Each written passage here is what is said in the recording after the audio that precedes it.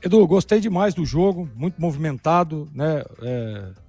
Hora Guarani melhor, hora Ponte, né? E assim, é um clássico, a gente sabe de muita cautela para ambos os lados.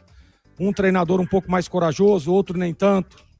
Então, assim, Edu, o que fica de exemplo, né? E aí o Marcelo Fernandes já começa a coletiva dizendo, e foi o que eu acho também, faltou perda, né? Eu falava isso antes, um pouquinho antes do gol do Guarani. Falava que a Ponte estava sem perna e que o jogo tinha baixado um pouco o nível, né? Baixado um pouco a intensidade justamente por isso.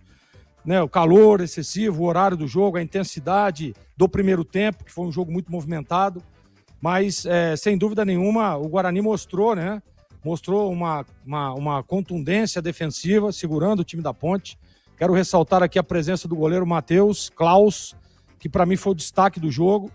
Né, primeiro tempo com grandes defesas importantes, difíceis, né, que acabaram segurando o time Ponte Pretano, né, num momento melhor do time da Ponte.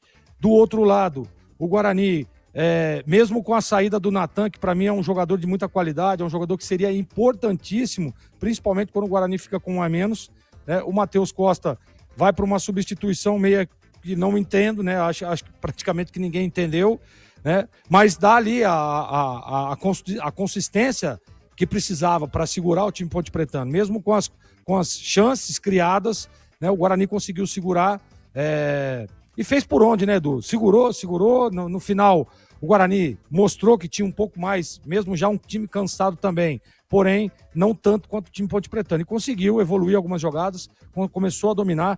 O Diogo Silva, eu estava prestando atenção aqui, ele deu entrevista, né? E ele disse exatamente isso. Nós fomos eficientes, nós fomos fortes até onde tivemos perna, né? Depois acabou o gás e o Guarani voltou a dominar o jogo e criando uma oportunidade ali numa jogada de dois jogadores que tinham entrado, né? Do Cachoeira e também do menino que fez o gol, né? O Ebert, né? Que faz o gol. E o Guarani mereceu por tudo que fez. O primeiro tempo, o Guarani, quando estava 11 contra 11, foi melhor.